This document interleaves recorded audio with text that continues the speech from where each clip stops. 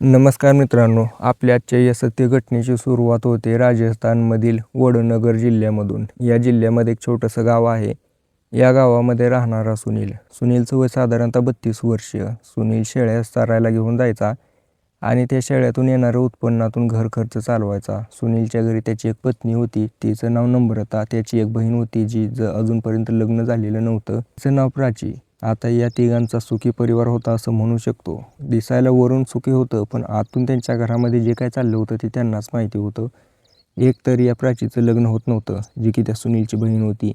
दुसरं, त्याची जी पत्नी होती तिला अजूनपर्यंत मूलबाळ नव्हतं. यामुळे या सुनीलच्या पत्नीमध्ये, नम्रतामध्ये आणि सुनीलमध्ये कायम वादावादी व्हायची आणि या सगळ्या वादावादीला भर टाकायची या सुनीलची बहीण. ती म्हणायची की वहिनीला अजून मूल नाही, गावामध्ये तुझी इज्जत जाते, तुला नामर्द म्हटलं जातं आहे. आता या ठिकाणी असं बोलून या दोघांमध्ये भांडण झालं की हा सुनील नम्रताला म्हणायचं की मी तुला सोडून देणार आहे, मी तुला घटस्फोट देणार आहे. आता या सगळ्या गोष्टीमुळे काय झाली की घरामध्ये अशांतता पसरली. यामुळे घरामध्ये काही लक्ष्मी येईना. यांच्या घरामध्ये जे काही उत्पन्न येत होतं ते फक्त शेळ्या चारून. हा सुनील सकाळी 7ला शेळ्या घेऊन जायचा, तो सायंकाळची 6लाच घरी यायचा. याच्याकडे 10 ते 12 शेळ्या होत्या, त्याच्यामध्ये 2-3 बोकडं बाकीच्या पाठीच होत्या. या सुनीलकडे स्वतःचं 2 एकर रान होतं, पण रानामध्ये काही पिकत नव्हतं, पडीक रान होतं. कधी कधी तो शेळ्या चरण्यासाठी त्याचा उपयोग करायचा आणि त्यातला चारा संपला की तो आपल्या गावामध्ये रस्त्याच्या कडेने किंवा शेजाऱ्याच्या रानामध्ये जिथं जागा गवल तिथं शेळ्या चरायला घेऊन जायचा. आता या सगळ्या गोष्टीमुळे सुनीलचं अनेक लोकांसोबत चांगले संबंध होतं, तर अनेक व्यक्तींसोबत त्याचे वाईट संबंध होते. कोणी त्याला शेळ्या घेऊन हाकलून द्यायचं रानातनं, तर कोणी त्याला म्हणायचं आमच्या रानात सोड. असं चालू होतं त्याचं जीवन. पण याच्या जीवनामध्ये एक दिवशी असा काही मोड येतो, त्याच्यामुळे याच्या जीवनाला पूर्णपणे घोडा लागतो. तर विषय असा झाला होता की हा सुनील आजारी पडला. तारीख होती 10 मार्च 2025ची. या दिवशी सुनील त्याच्या पत्नीला म्हणतो की आज तर काय मला जाणं होणार नाही शेळ्या घेऊन, शेळ्या राहू दे बांधून, त्यांना पाणी वगैरे दाखव आणि काय घरामध्ये खायला असलं तर टाक. ती म्हणली काय नाही, सगळा भुसा होता तो आधीच उडवून टाकलाय आपण, आता तर काय नाही. 11-12 वाजेपर्यंत हा सुनील अंथरुणावरती पडून राहिला. पण दुसरीकडे शेळ्यांची ओरडणं ऐकून याला वाईट वाटू लागलं, पण हा उठू पण शकत नव्हता, एवढी बेकार अवस्था झाली होती. ताप आला होता, डोकं दुखत होतं. त्यावेळेला त्याची पत्नी म्हणते नम्रता, त्याला म्हणते की ठीक आहे तुम्ही राहू द्या, मी आजच्या दिवस शेळ्या घेऊन जाते. हा नम्रताला म्हणतो की तुला एकटीला शेळ्या नाही जमणार, तू बस, नाही तर तू काय कर, प्राचीला घेऊन जा. प्राची त्याची बहीण म्हणते मी नाही जाणार. त्यावेळेला हा म्हणतो की तू जाणार नाही, मग काम करत नाही तर काय करणार आहे, तुला नुसतं बसून खायचं आहे काय, तुझं लग्न झालं नाही, तू काय दुसरं काम करत नाही, शाळा शिकली नाही, एवढं तर कर, आजचे दिवस तर कर. आता भावाचं असं बोलणं ऐकून प्राची होकार देते आणि तिच्या वहिनीसोबत जेवण वगैरे घेऊन, पाणी घेऊन शेळ्या चरायला घेऊन जाते. शेळ्या चारत असतानाच या शेळ्या ज्या होत्या इकडं पळ तिकडं पळ. आता रोजचा मालक नाही म्हटल्यानंतर शेळ्या कशा त्रास देतात ते शेतकऱ्याला माहिती असेल चांगल्या प्रकारे. त्यामुळं काय झालं की ह्या रानातून आणल्या की दुसऱ्या रानात पळायच्या. असं करत करत एका शेतामध्ये घुसल्या. त्या ठिकाणी हिरवळ होती, शेळ्या खाऊ लागल्या. आता या दोघींना माहीत नव्हतं की हे शेत कोणाचं होतं. आता हे शेत जे होतं ते गावातल्या सरपंचाचं होतं. शेळ्या चरतेत, ह्या दोघी एका झाडाखाली बसलेल्या आहेत. तेवढ्यातच त्या गावचा सरपंच, त्या शेताचा मालक बुलेटवरती आला. जयसिंग नावाचा तो सरपंच त्या ठिकाणी आल्यानंतर बघतो की रानामध्ये शेळ्या कोणीतरी सोडलेल्या आहेत. आता याला राग आला. आता पटकन तो त्या शेळ्यांपाशी गेला. म्हणतो की कोणाच्या तरी शेळ्या, बाहेर या पटकन. शेळ्या सोडून बसलाय का निवांत. तो बघतो की या तर 2 महिला आहेत, दिसायला अतिशय सुंदर, मादक शरीराच्या, दोघीही अतिशय सुंदर. हा म्हणला की मी तुम्हाला पहिल्यांदाच बघतो, कोण आहे तुम्ही. त्यावेळेला ते म्हणले की आमच्याकडून चुकी झाली, आम्ही भरपूर शेळ्या इकडं तिकडं करायचा प्रयत्न केला पण काय झाल्या नाहीत, आम्ही पहिल्यांदा शेळ्या घेऊन आलोय. मी सुनीलची पत्नी आणि ही त्याची बहीण. ज्या वेळेला जयसिंगला असं म्हटलं जातं त्यावेळेला म्हणतो तुम्ही त्या शेळ्या राखणाऱ्या सुनीलचे आहेत का नातेवाईक. बरं बरं काय अडचण नाही म्हणला, चरू द्या. आता तो ह्यांच्याकडे बघत होता. यांच्याकडे बघत असताना त्याच्या मनामध्ये इच्छा जागो झाली. आता या जयसिंगबद्दल बोलायचं झालं तर हा जो व्यक्ती होता गावचा सरपंच होता. सरपंच म्हणण्यापेक्षा आपण म्हणू शकतो की त्या गावचा कसाईच होता. त्या गावातल्या गरीब लोकांना चांगलंच मारायचा, त्यांच्याकडून पैसे वसूल करायचा, काहीही जरी साधं काम असलं तरी पैसे घ्यायचा. करोडोची प्रॉपर्टी होती याच्यापाशी, पण हा लाच घेतल्याशिवाय कोणाचंही काम करत नव्हता. आणि जर लाच देत नसेल तर गरिबाच्या आई बहिणीवरती नजर ठेवायचा. आता याची नजर गेली होती या 2 महिलांवरती. नाड्याचा ढिल्ला होता व्यक्ती. तो बघतो की महिला तर दिसायला अतिशय सुंदर आहेत. आता घराकडे जाताना त्याच्या मनामध्ये विचार येऊ लागला की काही जरी झालं तरी या महिला मला बेडवरती पाहिजेलच आहेत. आता थोडाफार विचार करून म्हणतो की तुम्ही दोघी कसं काय आलायत? हा सुनील कुठे गेलाय? त्यावेळेला ती म्हणते की सुनील घरी आहे आणि तो आजारी आहे. आता आमच्या घरची परिस्थिती माहिती असेल तुम्हाला, त्याच्यामुळे आम्हाला इकडं कामाला यावं लागलं, नाहीतर आम्ही कशाला येतो. तो म्हणला बरोबर आहे, ठीक आहे काय हरकत नाही, हिंडवा म्हणला आजचे दिवस, पण सुनीलला सांगा की उद्या इकडं आणू नको म्हणून, आणि मी सुनीलला भेटायला येतो. आणि माझ्या घरी ना एका मजूर महिलेची गरज आहे घरकाम करण्यासाठी. जर तुमच्यापैकी कोणी येणार असेल तर बघा, 15,000 रुपये पगार देतो. 15,000 रुपये ऐकल्यानंतर त्या नम्रताच्या पायाखालची जमीन सरकते. पहिल्यांदाच तिने एवढी मोठी अमाऊंट ऐकली होती. ती म्हणते ठीक आहे, मी माझ्या पतीला विचारून बघते. त्या दोघी आता त्या ठिकाणी म्हणतात की वाचलो आज आपण, नाहीतर आपल्याला आज त्याने शिव्या दिल्या असत्या. दोघे काही वेळ शेळ्या हिंडवतात आणि घराकडे घेऊन जातात. घरी गेल्यानंतर त्या नम्रता त्या संजयला म्हणते की विषय असा झाला होता की आपल्या गावचा जो सरपंच नाही काय, त्याच्या रानामध्ये शेळ्या गेल्या. त्यावेळेला तो अचानक त्या ठिकाणी आला. त्याने बघितलं, सुरुवातीला तर रागवला, पण तुमचं नाव ऐकल्यानंतर तो गप्प बसला. त्यावेळेला संजय म्हणला की का गप्प बसणार नाही, त्याला मतं नको आहेत का? आपल्या घरची 3 मतं आहेत त्याला. संजय त्याच्या पत्नीला म्हणतो तो पुढे काय बोलला का? ती म्हणली की काही नाही बोलला, पण तो असं म्हणला की माझ्या घरी ना घरकामासाठी महिला मजुराची गरज आहे, तर कोणी येईल का असं विचारतो होता. 15,000 रुपये पगार आहे म्हणतोय. तर मी विचार करतो होते की याच्या घरी मी जावं कामाला, घरचंही काम करतेच मी, तसंही आपल्या घरी काम करण्यासाठी ही आहेच की प्राची, असंही बसूनच असते की इथलं काम करेल मी, तिथलं काम करेल. आपल्या घराला पैसा येईल तिकडून काम केलं तर, पुढे चालून आपल्याला मूलबाळ झालं तर त्याच्या खर्चासाठी पैसा होईल. आता हे सगळं ऐकून सुनील तिला होकार देतो आणि म्हणतो ठीक आहे काय हरकत नाही. आता या दोघांचं असं बोलणं चालू होतं. नेमकं त्या वेळेलाच बुलेटवरती त्या ठिकाणी आला. आता सरपंचाला घराकडे येताना बघून संजय उठला आणि खुर्ची घेऊन बसला. म्हणला की बसा की सरपंच खुर्चीवरती. सरपंच म्हणतो कसं चालू आहे, काय चालू आहे? मला समजलं तुझी तब्येत खराब आहे म्हणून तुला भेटायला आलो. आता या ठिकाणी ज्या वेळेला याचं बोलणं चालणं झालं, जायच्या वेळेला म्हणला की तुझी पत्नी येणार आहे ना कामाला, जर येत असेल तर बघ ते पाठवून, मला उद्यापासून गरज आहे कामाची. त्यावेळेला संजय म्हणतो की येणार की 100% पाठवून देतो मी. त्या ठिकाणाहून जयसिंग सरपंच निघून गेला. दुसऱ्या दिवशी सकाळी 7-8 वाजता संजय त्याच्या पत्नीला म्हणतो की डबा वगैरे बांध आणि जा त्याच्या घरी, घर माहिती आहे ना? आता त्या वेळेला ती संजयची पत्नी म्हणते की हो मला घर माहिती आहे. ती डबा वगैरे बांधते आणि त्या सरपंच जयसिंगच्या घरी पोहोचवते. त्या ठिकाणी जयसिंग घरामध्येच बसलेला होता. त्याची पत्नी नव्हती, काही दिवसापूर्वी भांडण करून बाहेर गेलेली होती. त्यावेळेला तो तिला काम सांगतो, स्वयंपाक करायचा, घर नीट करायचं आणि घरामध्ये राखण करायचं. सायंकाळचे 5-6 वाजता घराकडून निघून जायचं तुझ्या घरी. नम्रता होकार देते आणि तो काम वगैरे समजावून सांगितल्यानंतर किचनमध्ये जाते. त्याच्यासाठी 2 अंड्याच्या पोळ्या बनवून देते.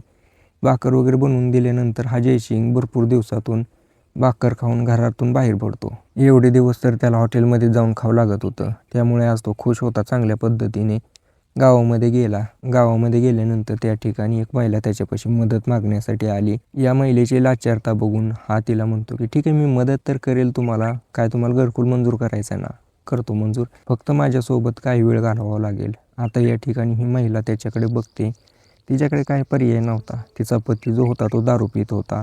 त्याच्यामुळे काय झालं होतं की तिला राहण्यासाठी घर नव्हतं. पती तर काय कमवू शकत नव्हता, घरकुलाच्या जीवावरती होती. सरपंच जर असा म्हणतोय म्हटल्यानंतर असं करण्याशिवाय तिला काय पर्याय नव्हता. त्यामुळे ती होकार देते. जयसिंग सरपंच म्हणतो की सायंकाळी माझ्या घरी ये, त्या ठिकाणी मी तुझ्या कागदावरती सही वगैरे करतो. ती कागद घेऊन सायंकाळी घरी पोहोचते. त्या ठिकाणी पोहोचल्यानंतर जयसिंग सरपंच तिला घरामध्ये घेतो, तिची कागद घेतो, बाजूला ठेवतो आणि तिच्यासोबत काही वेळ घालवतो. तिच्या कागदावरती सही वगैरे करतो आणि त्याला त्या ठिकाणाहून लावून देतो. म्हणतो की उद्या पण ये. असंच करत करत याने तिच्यासोबत 10 ते 15 वेळा संबंध बनवले. पण हळूहळू ही गोष्ट उघड झाली. उघड झाल्यानंतर गावामध्ये चर्चा. त्यावेळेला काही गावातल्या लोकांनी जयसिंग सरपंचाला धमकी दिली. आता तो शांत बसला, पण त्याचे मन काय शांत बसत नव्हतं. त्याला माहिती होतं घराच्या बाहेरची गेली तर गेली, पण घरात जी महिला मजूर आहे ती तर आपलीच आहे. तो नम्रताबद्दल विचार करत होता. नम्रता रोज येत होती, घरकाम करत होती, पुन्हा जायची. 15 दिवसानंतर तिला काय उचल घेतली. 15 दिवसानंतर तिला काय थोड्याफार पैशाची गरज होती. तिने 10,000 रुपये उचल घेतली. ती उचल घेऊन ती शहरामध्ये गेली. त्या ठिकाणी तिने त्या ठिकाणी तिने चांगली खरेदी वगैरे केली, साडी नवीन कापडं घेऊन घरी आली. पतीला सांगते की पैसे घेतलं होतं. तो म्हणला ठीक आहे, काय हरकत नाही, तू काम करते, तू कमवते, तू खर्च कर. त्यावेळेला त्याची बहीण म्हणते की मी पण जाऊ का कामाला. तो म्हणला नको कामाला जाऊ. त्यातलं त्यानं 5,000 रुपये काढून त्याच्या बहिणीला दिलं. आता या ठिकाणी ती पण शांत झाली. दुसऱ्या दिवशी ही जी नम्रता होती नवीन साडी घालून अंगावरती परफ्यूम मारून त्या जयसिंग सरपंचाच्या घरी गेली. जयसिंग सरपंच तिथंच वरांड्यामध्ये सिगरेट पित बसलेला होता. तो म्हणला की आज उशीर झाला. त्यावेळेला नम्रता त्याला म्हणते की हो उशीर झाला, थोडं काम होतं. आता त्या ठिकाणी त्या दोघांचं असं बोलणं झाल्यानंतर ती नम्रता होती स्वयंपाकघरामध्ये गेली, स्वयंपाक करत होती. पण तिचं जे शरीराची सुंदरता होती, तिची जी शरीराची मादकता होती, ती त्या या जयसिंग सरपंचाला आज बाळवली होती. त्याच्या मनामध्ये इच्छा होती तिच्यासोबत वेळ घालवण्याची. आता तो त्या ठिकाणी विचार करतो आणि तिच्या शरीराकडे बघत बसतो. अर्धा तास गेल्यानंतर तो पटकन उठतो, किचनमध्ये जातो. त्या ठिकाणी पडलेला एक चाकू घेतो आणि तिच्या गळ्यावरती ठेवतो आणि म्हणतो की हल्ली थोडीफार तर मी तुझा गळा कापीन. आता या ठिकाणी याचं असं वागणं बघून त्यावेळेला ती नम्रता हवाल दाखवते आणि म्हणते काय करताय. तो म्हणला की काय करतोय म्हणजे माझी आग भागवतोय. माझी पत्नी भरपूर दिवस झालं माहेरी गेलेली आहे आणि बाहेर पण मला कुठं माझं मन भागवता आलं नाही, तर माझं आज मन तुझ्यावरती आलेलं आहे. टेन्शन घेऊन तुला याचा पैसा देईल. त्या ठिकाणी ती त्याला कानाखाली लावते आणि पळायचा प्रयत्न करते. पण घराचा मेन दरवाजा बंद केलेला होता. मोठा लट वाडा होता, त्यामुळे घरातनं आवाज पण बाहेर जात नव्हता. याने चाकू ठेवला तिच्या गळ्यावरती आणि तिला उचलून त्याच्या रूममध्ये घेऊन गेला. रूममध्ये घेऊन बेडवरती आपटल्यानंतर नम्रता रडू लागली. त्याने तिचं तोंड बंद केलं, हातपाय बांधले तिच्या साडीनं. तिची कापडं काढून हळूहळू तिच्यावरती तो तुटून पडला. अशा प्रकारे तो नराधम तुटून पडला की त्या ठिकाणी ती नम्रता बेहोश झाली. तिच्यासोबत त्याने जे कृत्य करायचं ते केलं आणि त्या ठिकाणाहून तो निघून गेला. काही वेळानंतर ती नम्रता शुद्धीवरती आली. त्या ठिकाणी शेजारी ठेवलेलं होतं 10,000 रुपयाचा बंडल. ती बाजूला फेकून देते आणि त्या ठिकाणाहून उठून घराकडे निघायला लागते. पण रस्त्यात हा जयसिंग सरपंच गाठ पडतो. म्हणतो की आज जे झालं कोणाला जर सांगितलं तर मी तुझं घर बरबाद करेन, तुझा पतीला मारेन, तुला पण मारेन. पतीच्या भीतीने ती शांत बसली, घरी जाते. रडत होती. तिचा पती बाहेर गेलेला होता. त्यावेळेला तिची ती नणंद त्या ठिकाणीच होती. म्हणते की वहिनी का रडताय. ती प्राचीला ज्या वेळेला प्राची असं विचारते त्यावेळेला नम्रता सांगते की आपल्या सरपंच आहे ना गावचा, त्याने माझ्यासोबत वाईट काम केले. त्यावेळेला प्राची म्हणली की काही पण बोलू नको, तूच करून घेतलं असेल, तुझ्याच अंगात नखरा आहे आणि आता त्याला बदनाम करते. येऊ दे, माझा भाऊ तुला त्याच्याबद्दल सांगते आणि बघ मग काय करतोय. त्यावेळेला तो संजय आला. संजयला त्या प्राचीनं घडलेली घटना सांगितली. तो पण हिच्यावरतीच ओरडू लागला. म्हणला की सरपंचावरती काय पण आळ घेऊ नको, एवढे दिवस आपण त्याच्या रानात शेळ्या हिंडवून जगतोय, तर तू शांत बस. तुझ्याच अंगात नखरा आहे, तूच काहीतरी चूक केली असेल. ज्या वेळेला असं बोलणं ते ऐकते त्यावेळेला रडू लागते. तिच्यावरती कोणाचा विश्वास नव्हता. दुसऱ्या दिवसापासून ती जयसिंगच्या घरी जाणं बंद करते. आता जयसिंगच्या घरी जाणं बंद केलं तेव्हा जयसिंग विचार करतो की हिने सांगितलं का काय कोणाला. पण 2-3 दिवस कुणाचीही तक्रार न आल्यामुळे तो उठला आणि या संजयच्या घरी आला. संजयला म्हणतो की का रे, तुझी पत्नी कामाला येत नाही, काय झालं. उचल घेतली 10,000 रुपये आणि कामाला येत नाही म्हणजे काय. त्यावेळेला संजय म्हणतो की ती थोडी तब्येत खराब आहे म्हणून राहिली. तुम्ही एक काम करा ना, घरी जावा, मी माझ्या बहिणीला कामासाठी पाठवून देतो. आता हे सगळं ऐकल्यानंतर संजयच्या तर तोंडाला पाणी सुटलं. ती तर अजूनच जवान होती, मादक शरीराची होती, अजूनपर्यंत लग्न झालेलं नव्हतं. तो म्हणला ठीक आहे, दे पाठवून. आता ही नम्रता म्हणतो ती नका पाठवू, प्राचीला नका पाठवू. पण ती प्राची पण म्हणायची तू पैसे कमवला, आता मला तर कमवू दे ना. आणि ती त्या ठिकाणाहून दुसऱ्या दिवशी कामाला जाते. आता हा जयसिंग सरपंच खुश झाला. तो बघतो की आता या संजयची पत्नी गेली, तिची बहीण आली, ही तर अतिशय सुंदर आहे, आता हिच्यासोबतच काम करेल. तिला काम वगैरे समजावून सांगितलं. काही दिवस गेल्यानंतर हा जो जयसिंग सरपंच आहे तो तिच्यावरती लक्ष ठेवू लागतो. आता कायम तिच्याकडे बघायचा, वरांड्यात बसून किचनमध्ये बघायचा कशी काम करते, शरीर कसं आहे तिचं, कंबर बघायचा, कधी छाती बघायचा. आता हे सगळं करत असताना त्या प्राचीला याच्याबद्दल काही माहीत नव्हतं. प्राची आपली निवांत होती. 2-4 दिवस गेल्यानंतर तारीख होती 10 मे 2026ची. या दिवशी हा जयसिंग सरपंच घरी बसलेला होता. आज मूडमध्ये होता. तो त्याच्या एका मित्राला फोन लावतो, अनिल नावाचा त्याचा मित्र. तो म्हणतो की अरे मित्रा, भरपूर दिवस झाला आपण पार्टी केलेली नाही, आज घरी ये, पार्टी करू आणि तुला एक सरप्राईज देतो. अनिल पण 2 बाटल्या घेऊन घरी येतो. जयसिंग सरपंच बसलेला होता किचनमध्ये. ती प्राची काम करत होती. त्यावेळेला हा जयसिंग सरपंच म्हणतो, आधी आपण पॅग मारू, नंतर तिची मारू. आता या ठिकाणी हे दोघं बसून चर्चा करत होते. तो अनिल म्हणत होता, नको रे असं करायला, काय आपल्याला गरज आहे, घरी पत्नी आहे. पण जयसिंग सरपंच म्हणतो की नाही, तुला करायचं असलं कर, मी तर करणार आहे. त्या ठिकाणी हे दोघं दारू पितात. दारू पिल्यानंतर हा जयसिंग सरपंच उठतो आणि प्राचीपाशी पोहोचतो. तिचा हातपाय धरतो आणि तिला बेडरूममध्ये घेऊन येतो. त्या ठिकाणी आल्यानंतर ती ओरडत होती. त्यावेळेला तिच्या लक्षात आलं की तिची वहिनी खरं बोलत होती. आता त्या ठिकाणी ती भरपूर ओरडायचा प्रयत्न करते, पण ते काय सोडत नाही. त्या ठिकाणी हा जयसिंग सरपंच तिचा हातपाय बांधतो आणि तिच्यासोबत वाईट काम करतो. त्याचं काम करून झाल्यानंतर तो अनिल, त्याचा मित्र, त्याची ही इच्छा होते, तोही काम करतो. पुन्हा दोघं दारू प्यायला लागतात. पुन्हा तेच करतात. असं करत करत त्यांना सायंकाळचे 7 वाजले.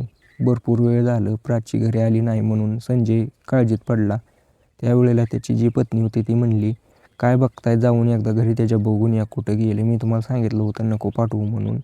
आता या संजयच्याही मनामध्ये थोडीशी शंका येऊ लागली होती. दुसरीकडे ती प्राची बेशुद्ध पडली होती.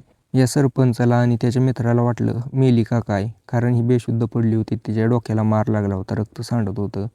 त्यावेळेला त्यांनी तिला तिथं सोडून टाकलं खाली. कापडं वगैरे काय नव्हतं अंगावरती, दारू पीत बसले. संजय त्याच्या घराबाहेर पोहोचला. हाक मारतो पण कोणाचाच रिस्पॉन्स येईना. आतून बंद आहे, बाहेरून तर कडी नाही. मग आता करायचं काय, त्याच्या मनामध्ये शंका होती. त्याने आसपासची लोक बोलवली, ओरडू लागला. तिथल्या लोकांनी पोलिसांना फोन केला. पोलीस आले. पोलिसांनी ग्रामस्थांच्या मदतीने दरवाजा तोडला, आतमध्ये घुसले.